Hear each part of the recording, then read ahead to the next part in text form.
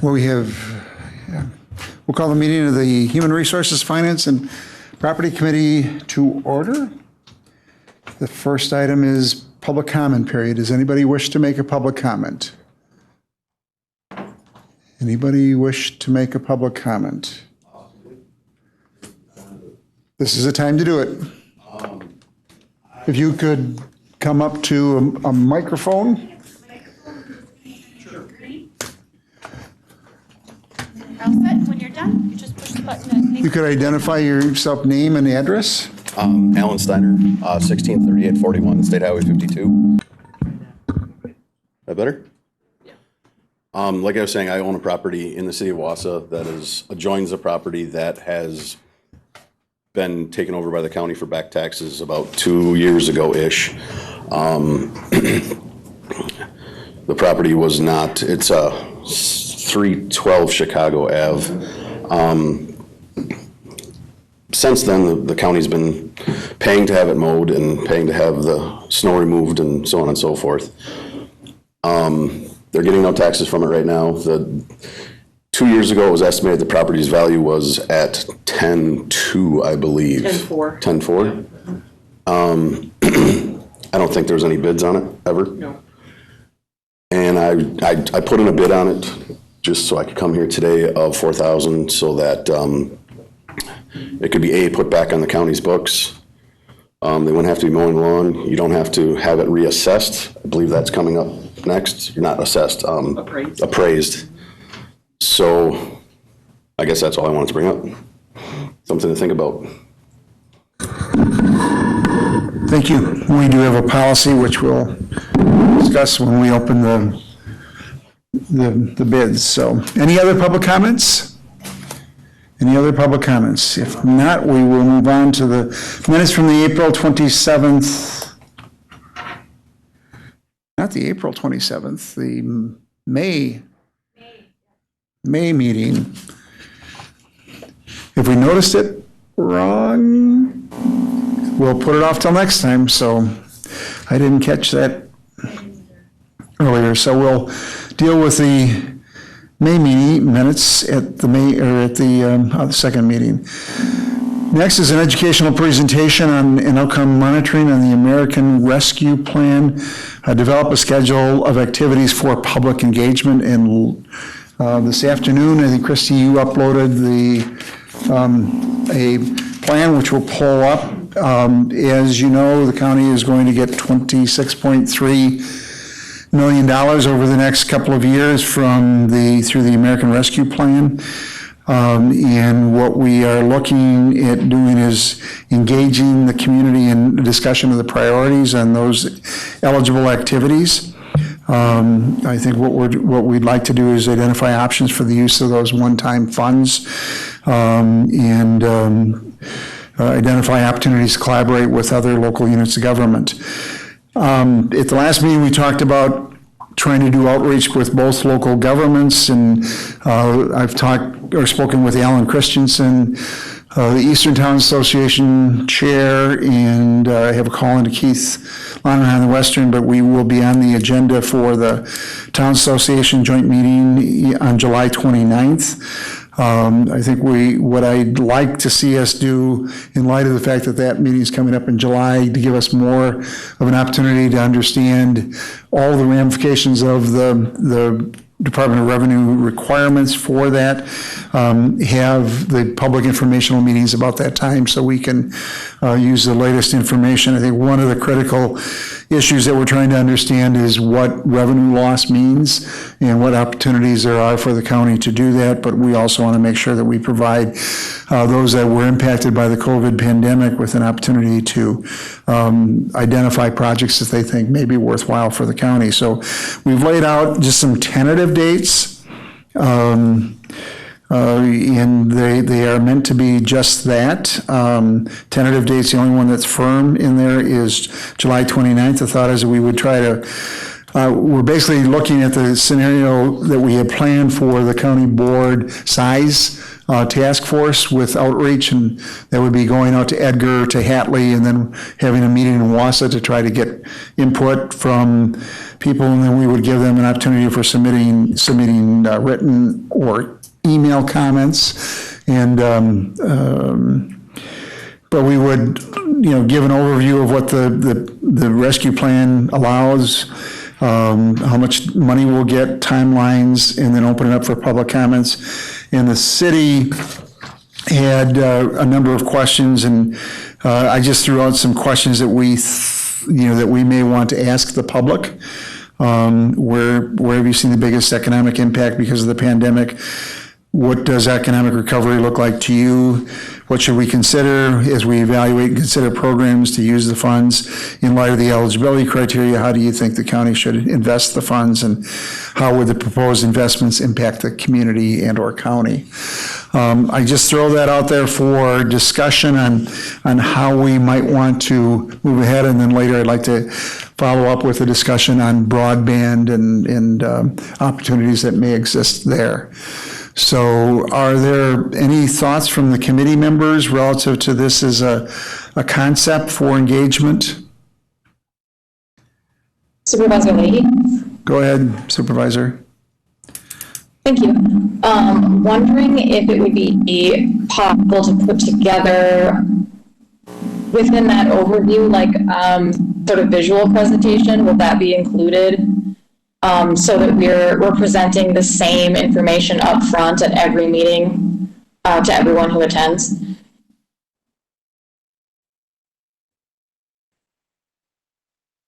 If I understand, would we have an opportunity to record and present the same information? I think we're looking at in-person meetings. Does that change that? I guess I was just hoping that in person, but would we have, within that overview of the act, would we be able to break this down in an understandable fashion and present the same presentation at every in-person meeting that we go to?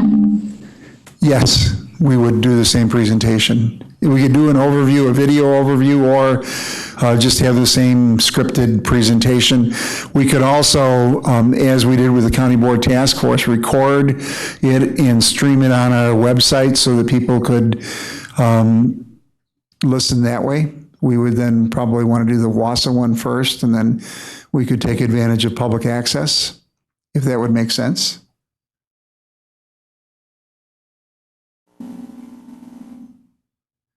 Other thoughts? What do you think of the concept and the potential for the 3 meetings?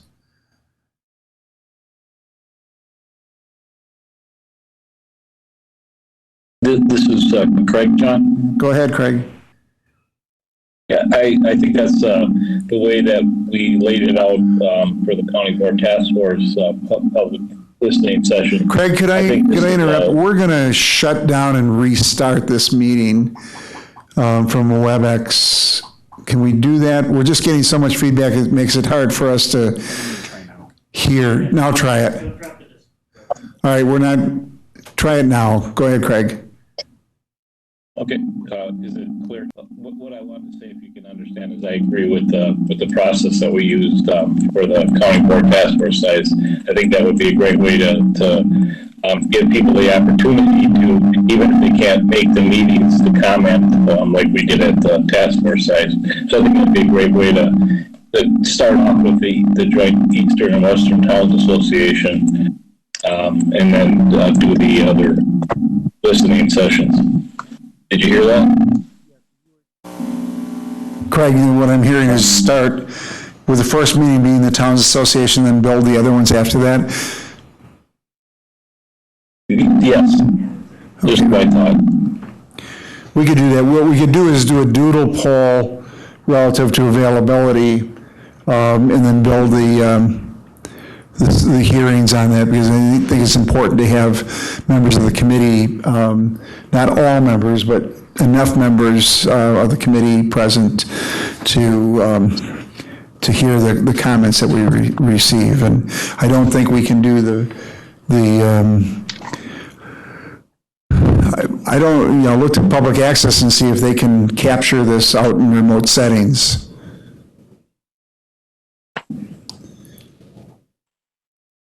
Dave? Well, we'll talk to them and see if we can capture them.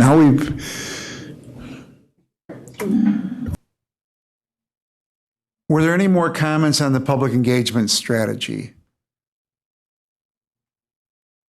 So what we'll do based on the comments that we received today is we'll refine this a little bit more. We'll bring it to the next meeting for finalization, and then we can begin to work with Sarah and others in getting the word out. So we'll bring that back. I think that will give us time, particularly if we follow Supervisor McEwen suggesting that kicking it off with a presentation to the Towns Association. It might delay it, but I don't think it's going to delay it significantly to impact any of our work. So we'll also potentially between now and then also do a survey of you on your availability for those public meetings. And Public Access has indicated that they can record these meetings out as long as we have internet access, and I know that these facilities do, so we'll work with them. So anything else on public engagement? Then one of the eligible activities under the American Rescue Plan is under infrastructure, the issue of broadband, and we've had a number of discussions with different internet service providers and also look to what other counties have done. And as you're aware, in addition to what's happening on the local level, the state of Wisconsin recently released a request for proposals for broadband expansion grants using the American Rescue Plan dollars, with $100 million available with a grant application process that's starting now through July 27th. One of the components of that is to have 100 megabytes of service down and up, which is a significant improvement over other efforts on the federal and state level. And they're looking at the requirements of that will require us to determine what our role will be in the broadband task force. We'll be meeting in about 10 days to discuss how we will engage other parties. But as part of that process, we began to look at what other counties were doing, and somewhat in response to a proposal that was brought to us by some of the internet service providers. But Kewaunee County went out for a request for proposals for services to serve the entire county, and we've kind of approached broadband incrementally and dealing with, because we can't provide the service, we've been forced to rely on the proposals that have been brought to us by the service providers, but not looking at how do we serve all of the county. And Kewaunee County put out a request for proposals asking the various providers to submit a proposal on how they would go about serving the entire population. We're going to be looking at that and potentially developing a recommendation to adopt a similar approach to the county. We think that will be quicker. What they did in Kewaunee County is they dealt first with fixed wireless in the context of building additional towers, both new towers and co-locating equipment on existing towers, telephone tower or AT&T and other towers. And then they're looking at middle mile, building fiber to those towers to expand the capacity of them to respond. And then in a meeting that we had with them, they talked about the last mile, or developing eventually on a longer term basis fiber to the home, which is a way that it appears it's going both on a federal level and a state level. So we intend to try to look at that, and we'll look for comments when we go out during that public engagement process. But we wanted to make sure that you were aware that we do have a number of internet service providers that are interested in working with us. In some cases, they're not looking for grants, but rather loans. But we would like that request for proposal process drive how we advance it. Lance and Jerry, you've been party to those meetings. Any comments that you'd like to offer? Just, if I can, Mr. Chair. very briefly, building on what Chair Robinson referenced, it's the idea that apart from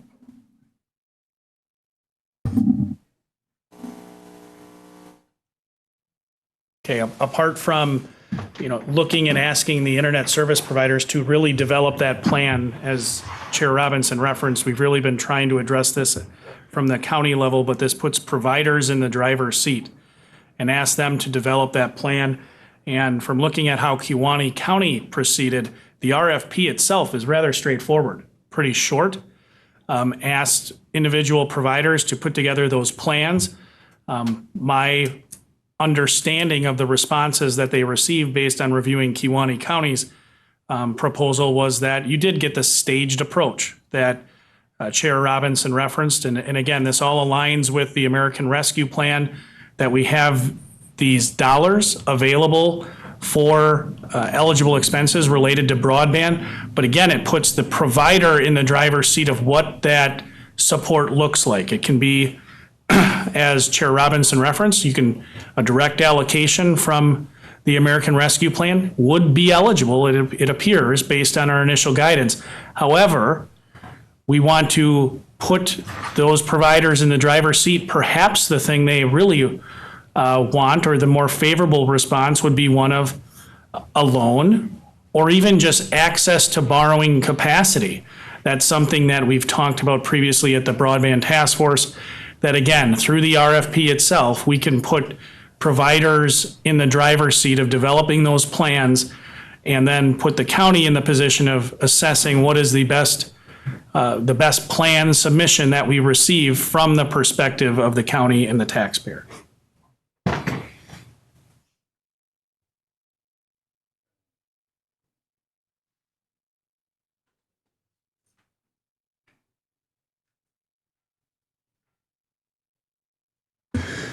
So that's more or less just an educational update, so look for more to come. And any questions? All right, if not, we will move on to operational functions. Property tax bid opening and approval. First at 1427 Lake Street. Kim?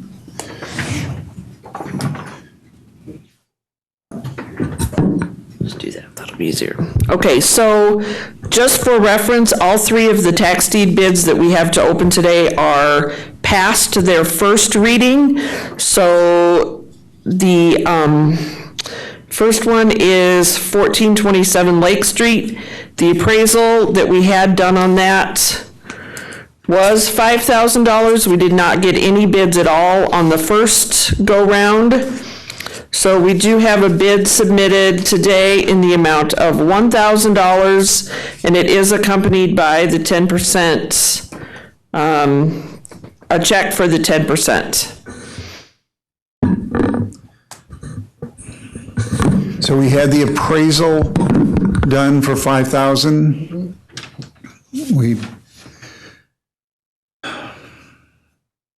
When was that appraisal done?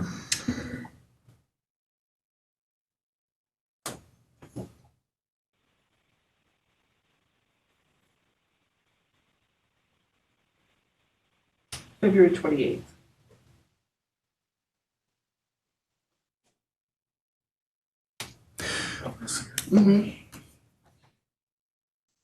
All right, any questions of Kim? What are the wishes Is there a of description? the committee? Your options are to accept or reject.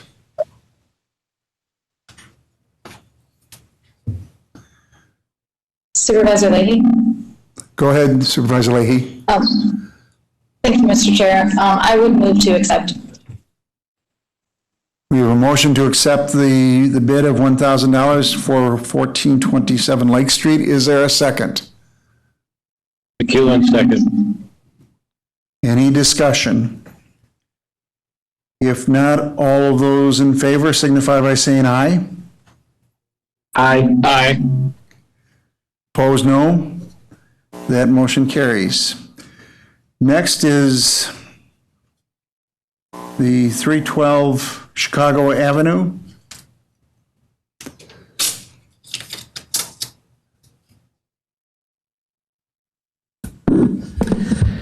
.312 Chicago Avenue, this one was taken by tax deed in August of 2018. It was posted in February of 2019. The posted price was $10,400. We did not have an appraisal that was based on the assessed value at the time. We do have a bid for $4,000, and that is accompanied by the certified check for 10%.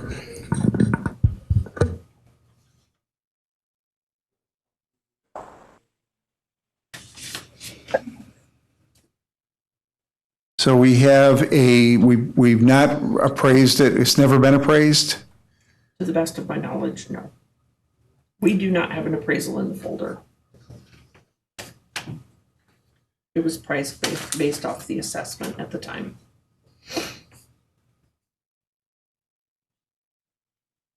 John, this is Craig.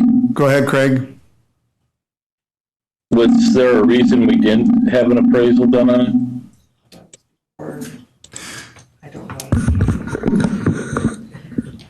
Supervisor McEwen, from what I can tell based on the information in the folder, the practice before probably fall of 2019, early 2020, was to base the prices on the assessed value of the land. And the 10-4 was the assessed value of the land at the time the property was taken in 2018. Thank you. Supervisor Fisher here. Go ahead, Jonathan. What is the outstanding back tax on that property? As of 2000, or as of February 2019, the payoff was $15,437.24. And that was as of a little over 2 years ago. Once we take the property, it stops accruing taxes and penalties and interest. So that would have been the 60-day buyback amount in February of 2019. So this is a vacant lot. Mm-hmm. So we had a similar situation earlier in the year where we rejected the bid for the purposes of obtaining an appraisal.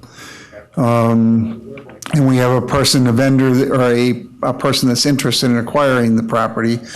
What are the wishes of the committee? And I'm not seeing, Michael's not here, but what are the wishes of the committee? We've been relying on those appraisals to set value.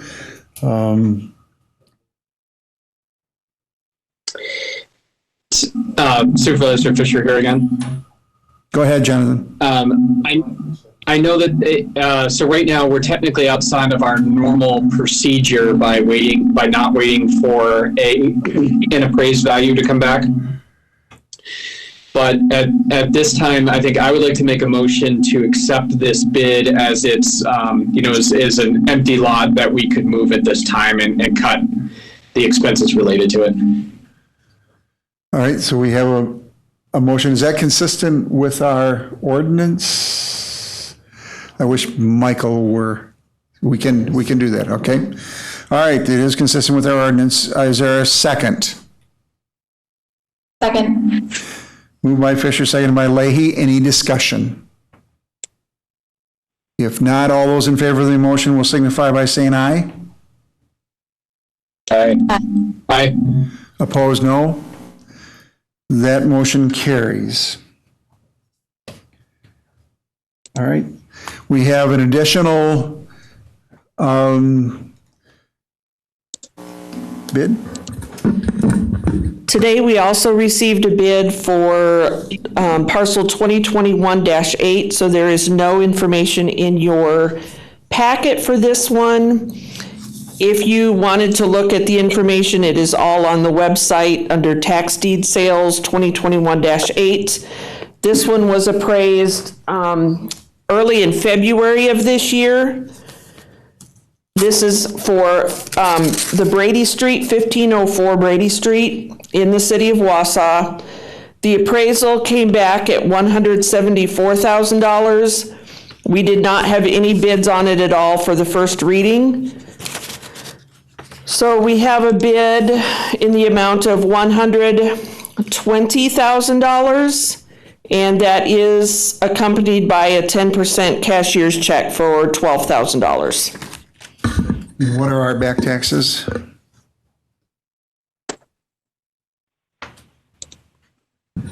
This was the property that had a federal lien on it.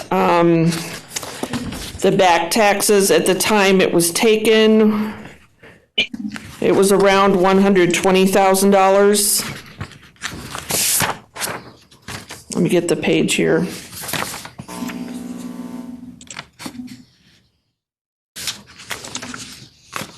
I thought it was right here on the top. I apologize.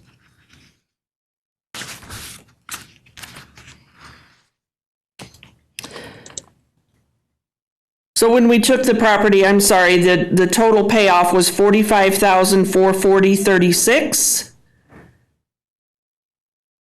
And that was as of January 2021. Was this a homestead property? So it's not a homestead. So what are the wishes of the committee?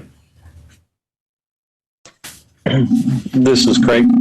Go ahead. I'll make a motion to accept the bid of $120,000 on the property. It's been moved to accept the bid of $120,000 for 1504 Brady Street. Is there a second?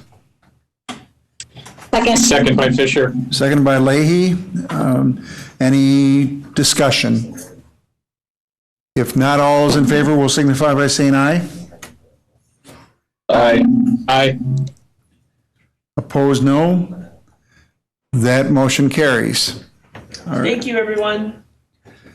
All right, next item is the approval of the May claims and question costs.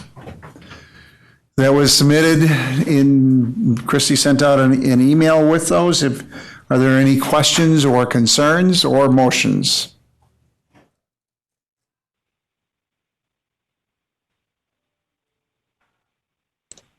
We would need a motion to approve.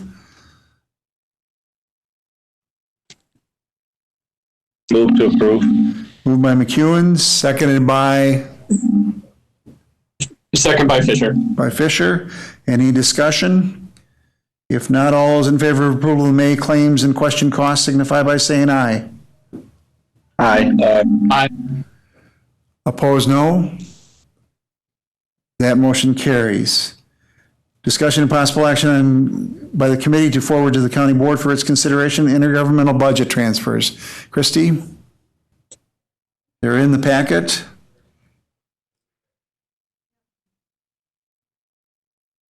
Are there any questions relative to the transfers that were in the packet?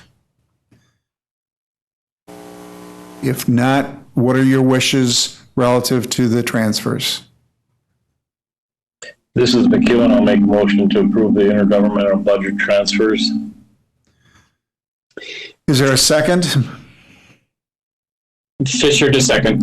Moved by McEwen, seconded by Fisher to approve the intergovernmental budget transfers. Any discussion? If not, all those in favor of approval of the intergovernmental budget transfers will signify by saying aye. Aye. Aye. Opposed, no. That motion carried. Next item is resolution amendment to repeal and creation of a new code of Maryland County Procurement Code. And just by way of introduction, Lance, Michael, and I had a discussion before the meeting. We're not sure that this is ready for final approval. I think that we were hearing some questions and concerns raised today. So I think what we'd like to do is have a discussion on the content of it, give it a little bit more chance for parties to review it and potentially bring it in for final approval at the next meeting. I know that our risk manager had some questions relative to some of the contracts. There's a final So if they want to, if you go through the discussion and the committee wants to look at it again, just make sure that they're looking at the final packet 2. That will be the one with the final sheet. All right, so it's a dynamic process. So if you want to go to packet 2, Dan, are you here to give us an overview of the highlights? I can.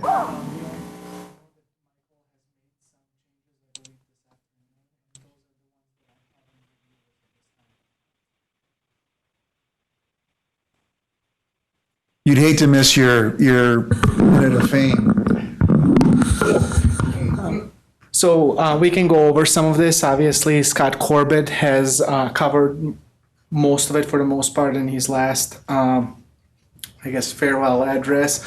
But I know that Michael Pirner has made changes based upon the feedback that he has gotten since, and some of that feedback was provided to him today. And so those changes I have not yet reviewed. So I think from the committee's perspective, what we were looking for is that we put some numeric thresholds into the procurement ordinance. One was the $80,000 and then allowing the other entities to go up to $250,000. I think we're looking for feedback, whether we captured the discussion from the last meeting or not. Any questions? I had a chance to look at it quickly last Friday, and I thought that he captured what we discussed.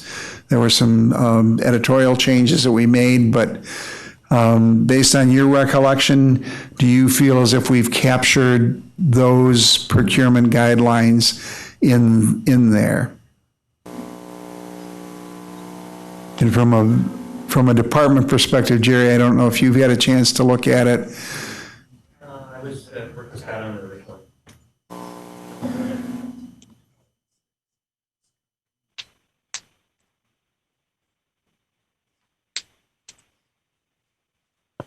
So one of the reasons why we're a little bit why we think delay is good, I think that there's some benefit in just having wider circulation of it among the departments, and the fact that it was coming to us, again, with last minute changes to it. But if you're comfortable with the general content, we'll send it to the departments, ask for one quick review.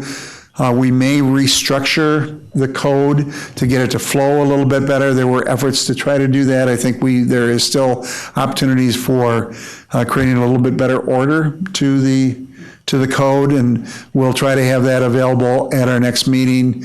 We appreciate all the efforts that went into it today, but I think one of the reasons for requesting the delay is we were getting that feedback today from some of the other departments. Mary Jo Malley is here with, she had raised some concerns relative to some of the contracting provisions, and I think we'd rather get it right than do it quickly, too quickly, and want to go back and do it again. Christie? Do you want to pass a motion to postpone? I don't know that we need to, but we can if you, I think what we'd like to do is give them the chance to get it done right. And I think we can just delay it.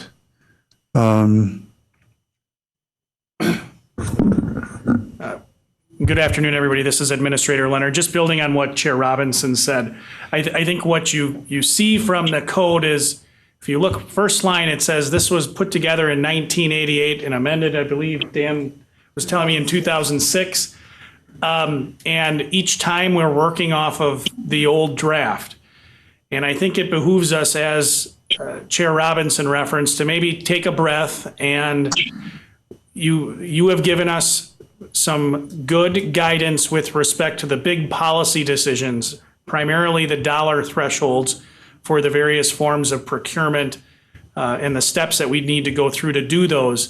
But let's take a breath, and perhaps we can take the 17-page document from 1988 and reformat it in a way that is more succinct and better meets the needs of the organization, not only here for the county, but also I know North Central. Dan has been working on the North Central procurement policy, and see if we can have some alignment so that it's laid out in a similar way to, again, not only meet our needs from a policy direction standpoint from this body, but also make it more workable, because again, right now it's 17 pages, and as Scott explained to you in his farewell address, the document and the policy itself was more than the exception than the rule in terms of our adherence to it. And we certainly don't want that to happen. And having a policy that is easy to read and understand certainly lends itself well to enhancing our adherence rate. So I appreciate the additional time for staff to look at it and bring something back to you that, again, follows your directives in terms of policy, but perhaps is going to look and feel fundamentally different. There were circular definitions in there where you use terms to define the term, and I think that there's just a need to perhaps take a step back and try to avoid that. So without objection, what we'll do is direct this back to administration for the purposes of seeking that clarity. Again, Craig, you joined us, but we wanted to make sure that everybody was comfortable with the thresholds that we had established in there. There was no objection to the thresholds, so now we'll go back in and see if we can streamline the processes consistent with the discussion that we've just had. So without objection, we'll lay that on, we'll carry that over to the next meeting or to a time when we have a product worth consideration.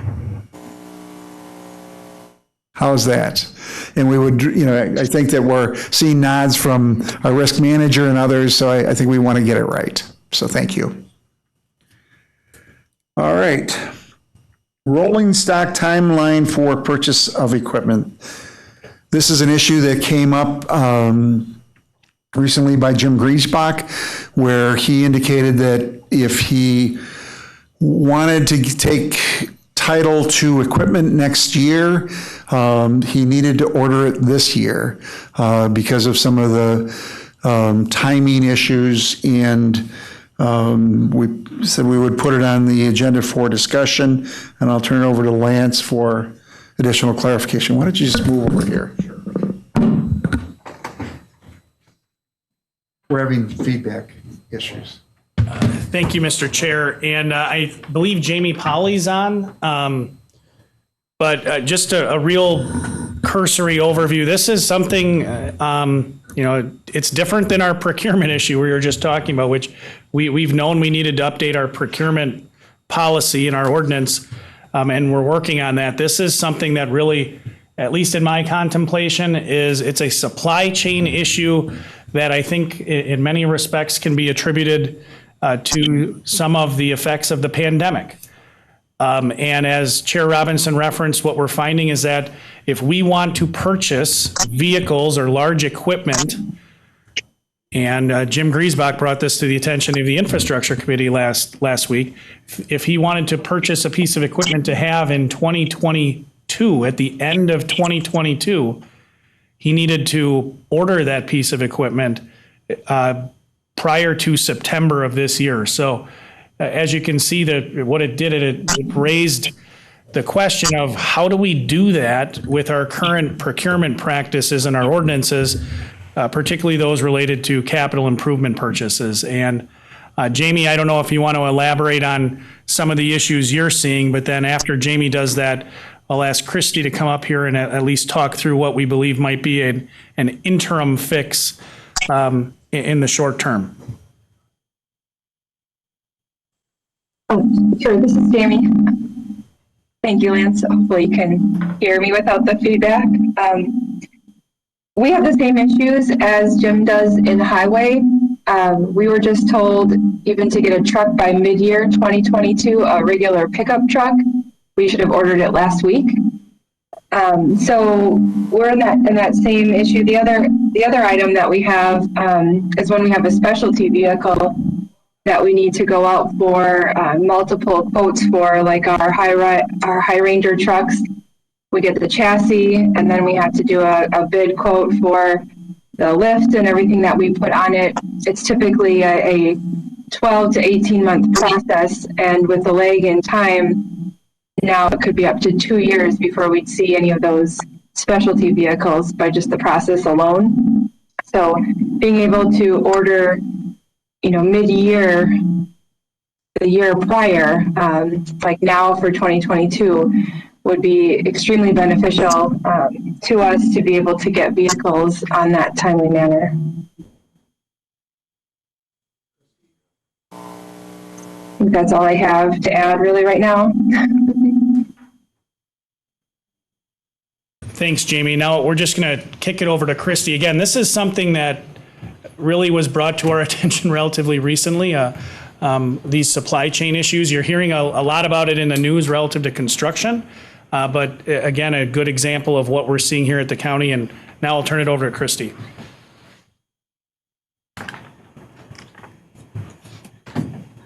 The rolling stock policy has a set amount for each of those departments for rolling stock. The Parks has a set amount, I think is $172,000. It's actually in the packet, you can see it in there as well. And the highway is like $597,600, and that hasn't changed in years and years and years. My solution is not pretty, but it will get the job done so that Jamie and Jim, and I don't know what other departments, maybe facilities, would need to purchase. We can, from what I understand, you can't really obligate funds in 2022 because you haven't passed a budget, but you can obligate funds and budget in 2021. Therefore, if the departments know, and we already have a standard amount that we purchase for rolling stock, we could advance from the general fund for rolling stock only to the departments and amend the 2021 CIP. And then in 2022, as we develop our CIP funding and budget, we would then try to find the source of funding to pay the general fund back so that they could continue to get the equipment that they needed. That's about my only solution I could come up with that didn't cause you to promise funds in a year that has no budget. So my solution, just coming up with it in the last 24 hours, is to amend the 2021 CIP for rolling stock so that the highway and the parks department can put the orders in with the funding source being in advance from the general fund. And then when 2022 comes over, we would run it through as a regular process and pay back the general fund for those purchases. At least, that's the best way I could figure out, get the job done.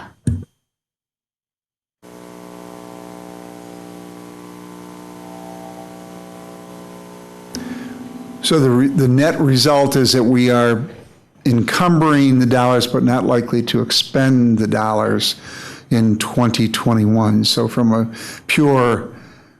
accounting perspective, we've encumbered them, but from a cash flow perspective, we haven't spent the money. So we're basically accelerating. I think one of the things we may want to look at on a longer term basis is a multi-year KIP that would have with it encumbering possibilities without expenditure possibilities, but that would take some time to work through. Chair Gibbs. Thank you, Mr. Chairman. Obviously the question is the supply chain issue a short-term situation, or is it something that companies are going to use as part of their business plan moving forward, and a long-term potential issue? And if so, if it's a long-term issue, then I think the solution might be something different than what we're talking about here. This is Administrator Leonard, and that is the $64,000 question. When do we return to some sense of normalcy with respect to supply chain, I think is a really good question. Again, I mean, the thing we knew about our rolling stock policy that we needed to address and change was what Christie referenced. You know, we've been giving departments the same amount of money for over a decade. And we've seen the benefits of, in certain circumstances, of taking kind of really individualized approaches with respect to vehicles. You know, we utilize Enterprise, and their business model is they buy the vehicle, they monitor its use closely, and then they sell it at the right time to maximize the return, the value of that vehicle. Our rolling stock policy is the complete opposite of that. We buy it, drive it for 12 years or 120,000 miles, and get rid of them. And we haven't, at the same time, we've frozen the amount of money that we're giving departments to manage their fleets, which takes away any flexibility they might otherwise have to kind of take that enterprise business model approach. And I'm not saying we need to do that right away, but to your point, Chair Gibbs, is there a short-term, this interim solution like Christie has come up with relatively quickly here? And then on the more long-term solution, how are we managing fleets? And how are we really, I mean, is the business model the way I deal with vehicles, which you get it and you drive it till it's a semblance of a vehicle, or do we want to be more along the lines of an enterprise business model, which is finding the right time to divest yourself of a vehicle? I don't know what the answer is there, but my sense is, to your specific question, we do need an interim solution. I think Jamie needs equipment, and I think Jim needs equipment. We don't have a resolution in front of you today that would, move this forward, but if your directive is to make it so with respect to amending the 2021 CIP to kind of adopt this interim approach, we can bring that back for your next meeting. So, any questions? Or better, yeah, as Len said, better ideas.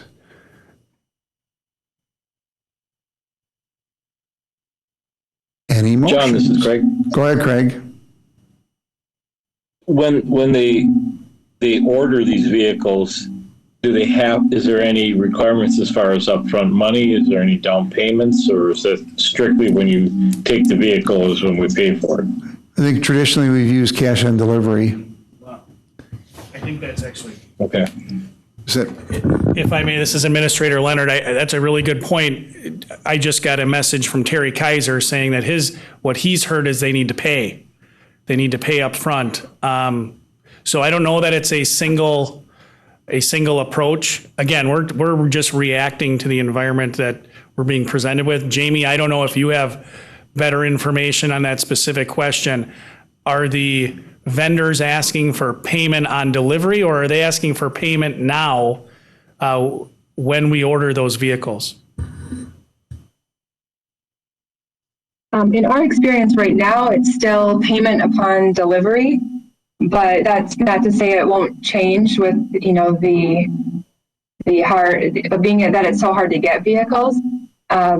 So right now, the ones we've been ordering have been payment upon delivery. Yeah, Mr. Chair, thank you. I think if we've got some variations in departments, at least from what we're hearing, facilities and maintenance are saying that they need to pay up front when they order. Yeah, I think we need some clarity as to what is consistent with all departments, or at least have that understanding that if we're going to be, not only just encumbering those funds from next year's or from reserves today, and spending them is two different things. So I think we need to, be clear what we're doing. Quick question for Lance. Was Terry's comment relative to rolling stock, or was it relative to capital? Terry, you're on. Hey, John, this is Terry. Go ahead. It was rolling stock, because I need a 1-ton dump truck. And I called Kasurik Ford in town here just to get a price. And he said, unless you pay for it, they will not build it. You need to pay for it before they'll take the order to build. They can't even order a truck to put on the lot.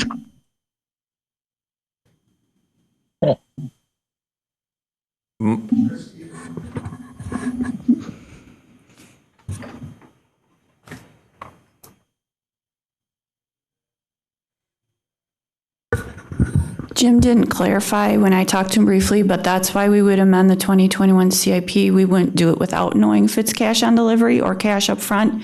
But that way, then you've got the encumbrance and the approval to purchase with payment this year. And then I roll the funds over into the 2022 CIP, and that gives you the ability to figure out how you want to pay the general fund back. An advance in accounting language is a more than a 1-year kind of loan from one part of your business to the other. So that's kind of why I did come up with that, because simply even if you didn't have to pay cash on delivery, but you had to pay something, that gave you the flexibility to encumber the funds and have the authority to purchase. And then we could get our equipment next year and then figure out the method of paying ourselves back. Chair Gibbs. Question becomes, is this a bigger problem than just rolling stock? So in other words, yes, we understand rolling stock is one issue, but is this issue larger than just rolling stock? In other words, we have some items that will be on the CIP next year that may not be rolling stock. But is that going to apply to that? I don't know that we know the answer right now. But I pose that as a question, because then I think we need to look at it comprehensively. In light of those comments, and I'm thinking rolling stock also involves the sheriff's department and others. So if we could, it may be broader than that, but if we could look at, does it affect, we can deal with it incrementally from a perspective of rolling stock and then have a better idea on where we're going with some of those other capital purchases. But I think what we'd like to do today is get a feeling of the committee on whether there is basic support to the concept. If there is, we can clarify it. We can go out and ask the department heads to see if they're experiencing that with other equipment, our PC purchases and others, and try to, when we deal with the policy, look at what we should be covering, whether it's just rolling stock, whether it's the IT purchases in certain segments. Obviously, your software wouldn't be in that category, but some of your hardware, your systems might be there, but I think that would give us some time. So I would look to see if anybody has any objections or concerns or questions relative to a modification to the 2021 KIP to allow for the encumbrance of funds. And I think we'd have to evaluate the issue of expenditure in light of how it might impact our cash flow. Does that, any objections to the concept that Christie laid out? Thank you, Mr. Chair. And I think Chair Gibbs, you raise a good point. And as Christie referenced, one of the issues we're struggling with respect to rolling stock is we need an approval of the purchases. That's why amending the 2021 CIP is really kind of that first step. The issue with respect to other supply chain issues, I think, is absolutely, again, a very apropos question. It's how we would address that. I still think at the end of the day, the county board needs to approve the project. And right now, the way you approve projects is through the CIP and then through the budget. this is an acute problem we will need to address. I think the other thing we can do between now and the next meeting is Christy and I can reach out to other counties. I mean, we're not alone in this. And we can ask Terry and Jamie and Jim to reach out to their counterparts and see how their current counterpart counties are addressing this issue. But to your point, if it's going to slow down, and I know Terry's dealt with this with the North Central project, we have had supply chain issues with specific pieces of construction material that they've then looked for alternatives, alternative sources or alternative products. And if these supply chain issues aren't addressed, I think your point again, it's well taken. What does that mean? Essentially, it's going to delay construction, I would imagine. We might have a fix for rolling stock that quite honestly doesn't exist for larger construction projects. I do think we would have a fix. We can forecast better with IT needs, and we can do the same thing. We have a recurring expense, which rolling stock is. And it's a set amount that we know isn't going to, that we're providing half. Yeah, Christie's indicating it's a set amount where essentially we know we're going to spend. We're simply agreeing we're going to do it in advance before we know when we're going to receive the items. But I think to Chair Gibbs' point that what this means on a larger scale for other CIP large projects, we have to figure that out. So one more. Chair Robinson. Isn't it already affecting the 2021 purchases? So those are already delayed into next year, in some cases. So accelerate. Are we trying to overthink something? My point is, I understand the need, but if we were delaying on rolling stock because we're already delaying in 2021's rolling stock that we're going to get in 2022, I think that we need to totally understand whether this is long-term or short-term. Christy, did you? We're coming with budget transfer because of an overage in one of the projects we've already started. But one came under, so right now we're balancing some of these projects, but that won't be Supervisor Fisher? Yeah, I just a quick concept. So, right now it sounds like we in net and total are going to be utilizing all the same dollars. Whether we're having encumber a cost. Jonathan, we're having trouble having you come through. Go ahead. All right, how's this sound now? Better. Okay. It sounds like in total we're going to be utilizing the actual same dollars, whether we're encumbering them now in order to try to lock in some of these purchases with the rolling stock. And we need to make it so that the departments can effectively gain access to what they need. And whether we do a temporary ease of the current process or add on top of that a layer that we can accommodate, just so we can keep, the divisions can buy what they want in order to keep their stocks up to date.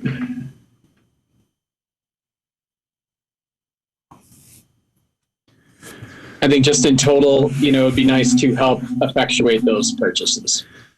I haven't, Jim didn't express concerns relative to deliverable dates relative to the 2021 purchases.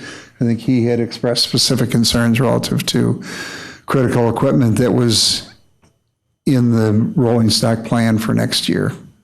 So I don't know, Kurt, if there's any issues, but we haven't heard those from the department heads yet.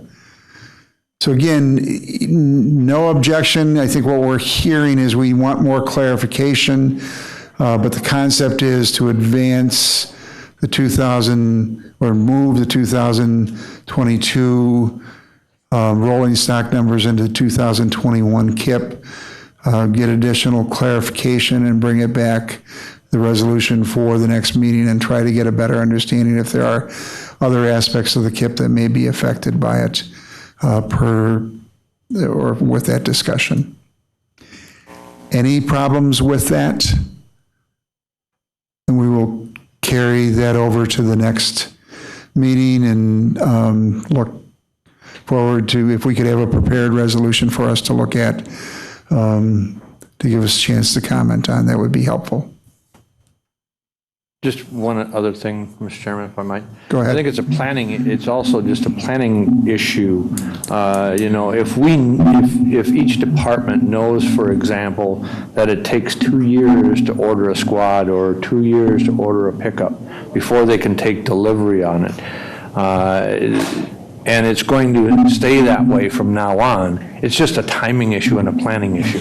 When do I need to plan for the replacement of this piece of equipment? Emergency is a different situation, obviously a total different situation, but it's just a planning issue and a planning tool that they need to take it. Chair Gibbs, this is Administrator Leonard. I completely agree. I think that the problem is exacerbated by the fact that we have a rolling stock policy where we haven't changed the amounts of money that the departments have had for a long time. So their vehicle stock is already at a point when they need to make these changes. But I think you're absolutely right. It's as we know more about whether this is a long-term or short-term situation, it certainly changes your approach from a planning perspective. Any other questions, thoughts? If not, we look forward to having that at our next meeting. All right, that takes us to Capital Improvement Project Approval Process, role of the Capital Improvement Committee. This is here based on a discussion that Supervisor Leahy and I had, and as we are about to embark on the review of capital projects for next year. So Allison, I'm going to throw it to you for a quick, any comments that you have, and then we'll get into the discussion. Sure, thank you. So I'll try to provide kind of a large scale view of what we've been doing with our CIP discussions. Much like the discussions we just had about procurement or rolling stock, we're really looking at the whole capital improvement program, policies, and what happens at the committee level to give the whole process an overview. Like other things, it hasn't been updated significantly in some time. So the work group has really been going through line by line, step by step, fleshing out the introduction, clarifying terms, adding definitions that weren't even included, as of the policy guide that was included in the packet, So really making it as clarified as possible what we constitute a capital improvement project and how we hope to break those down in a more specific way to be more efficient with not only our dollars, but our time. And I think what's really come out of that discussion about efficiency and, maximizing efforts across the board is the purpose and efforts of the CIP committee itself. So right now it's a committee that's made up of board supervisors, staff, and citizen members. And as a work group, and I know even in previous finance meetings and even exec meetings, we've had discussions about that committee, if it's the best way to go about putting together the CIP program, if it makes sense to have citizen members and county board supervisors meeting a couple of times a year to discuss these projects, especially when things can change. So I guess today we really just wanted to bring it to this committee to get that discussion going based on members of this committee's previous experience. Obviously, we have staff on this call too, who can add to my introduction here. But really just start the discussion of, is this how we want to proceed going forward as we look at the program as a whole, in keeping this CIP committee a committee, or do we want to go a different direction? I don't know, Lance, if you want to throw in anything else that we might need to discuss here in the meantime. Sure. I'll be very brief. I think it actually, each of the conversations, as Supervisor Leahy referenced, really the conversation around rolling stock and the CIP planning process, all these things really do kind of dovetail together nicely. And the big picture, a couple of the big themes that are coming out of the discussions of that work group, first and foremost, is this idea that, again, the Capital Improvement Committee, while it's served us well in the past, it really has taken away this idea of board ownership, of not really the 1 year capital improvement plan that we approve through the budget, but rather the capital improvement program, or really what I have been kind of terming this 5 year, this long-term capital improvement plan. That document has not been, it's prepared, it's on the website, but it really has not been a planning document that has been presented to the full board, or certainly not adopted by the board as, again, a planning tool. It's not, we're not going to chart all of our expenditures off of that 5 year plan. The 5 year plan is going to change, but it helps you. It helps the board. I think it would help the board to really start to see what the next 5 years, in terms of particularly large capital projects, looks like. And to do that effectively, right now our draft document calls for the Capital Improvement Committee to essentially go away and have the HR, Finance, and Property Committee play more of a role, and in fact the full board play more of a role through the budget process and the capital improvement program process, play more of a role throughout the year. So as I understand it from speaking with Chair Robinson, the discussion today is, do you essentially start to take that step in this budget year, despite the fact that the work group hasn't fully completed its work and doesn't have a new capital improvement policy before you, but essentially does HR, Finance, and Property, does this committee take on the work of the CIP committee for this year? Let me just follow up Lance's comments, and I think we've all struggled over the last few years as the Capital Improvement Committee has relative to their relevance. We throw projects at them, they score them, and what does that mean? And we've deferred maintenance projects because they didn't quite score high enough. I think the desire was to try to get at a more reasoned and thoughtful approach to how we go about doing this. So I'd like to throw out, and we've talked before about whether to amend the rules to delete the KIP, and Lance suggested perhaps that we look at suspending the role of the Capital Improvement Committee for this budget period, allow the HR Finance Committee to do that work while the work group continues to look for a long-term solution. We would build that into the rules for the next session of the county board that would take effect in April of next year. So what we would do is suspend the provisions of 2.05 relative to the role of the Capital Improvement Committee for this year, with the understanding then that the Finance Committee is there. And in context of work, we've talked about rolling stock, that's a fixed amount. We've talked about, Jerry's gone, but we have IT, which we've sort of set aside 35%. We've got some critical needs there with ERP that we really don't have choices on. We've got some deferred maintenance issues that we don't have choices on. So the number of projects that we really will be evaluating is somewhat limited. And the question is, do we create another level of bureaucracy for the review of it, where those committee members at the end of the day are scratching their head and say, what value did I bring to the process? Or do we just try to look at, get a better understanding with the committee, work with the rules committee, develop a permanent solution to this, whether it's a committee or a process within administration to advance those projects, I think makes a lot more sense. So I would encourage you to think about suspending the rule relative to the role of the Capital Improvement Committee for this year, and then direct Craig and the Rules Review Committee to look at it, with the expectation that the work group that Allison is leading would provide some recommendations on where we go in the future.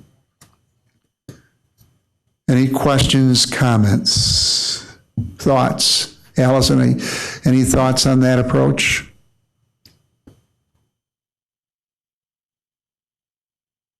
Yeah, that sounds great. I think it's been summed up pretty well. So are you looking for a motion to suspend the rules currently? I would look for a motion to recommend to the county, to the executive committee and the county board, that the rule 2.05 be suspended for the remainder of 2021. Okay, I would make that motion. Moved by Supervisor Leahy, or is there a second? Second by Supervisor Fisher. Moved by Leahy, second by Fisher, to suspend Rule 2.05 for the remainder of 2022. Implicit in that is a directive to the Rules Review Committee to evaluate the process going forward with input from that work group. You said 22. I'm sorry, 2021, I'm sorry. 21. Any discussion? Any discussion? John, this is Craig. Go ahead, Craig. Thank you. When we did the task force for the county board size, we saw that there was some different structure in some of the other counties as how their committees and commissions were set up. So I agree that there's probably some other committees that we could look at, and we did that last time at rules review. So I think that's a good process to start with. So I agree with it. Thank you. Thank you. Any other questions? If not, all those in favor of the motion will signify by saying aye. Aye. Aye. Aye. Aye. Opposed, no. That motion carries unanimously. All right, that takes us down to item C. Go into closed session. Would somebody like to make that motion? Mr. Chair, Go ahead, Supervisor Gibbs. make a motion to go into closed session pursuant to State Statutes 19.85, Parent 1, Parent G, and Wisconsin statute of the Wisconsin statutes for the purpose of conferring with legal counsel for the governmental body who is rendering oral or written advice concerning strategy to be adopted by the body with respect to litigation in which it is or is likely to become involved. Is there a second? Seconded by Leahy. Is there any discussion on the motion? If not, Roll call. do a roll call vote. Christie, do you want to do the roll? Robinson, Aye. Leahy, We can't hear. Leahy. Aye. McEwen, Aye. Gibbs, Aye. Zhang, Aye. Fisher. Aye. That motion carries unanimously. We're now in closed session. We did not take any action in executive session, so there is nothing to report on our meeting. Are there any other policy issues, discussion, or items for committee determination? If not, our next meeting is June 22nd at 4 p.m. I think we carried over a few items. I think we'll continue discussions on the KIP, the procurement, and the American Rescue Plan, and others. So anything else? If not, a motion to adjourn is in order. Moved by Gibbs, seconded by Fisher. Fisher. All those in favor? Aye. Aye. Opposed, no. That motion carries. Thank you all.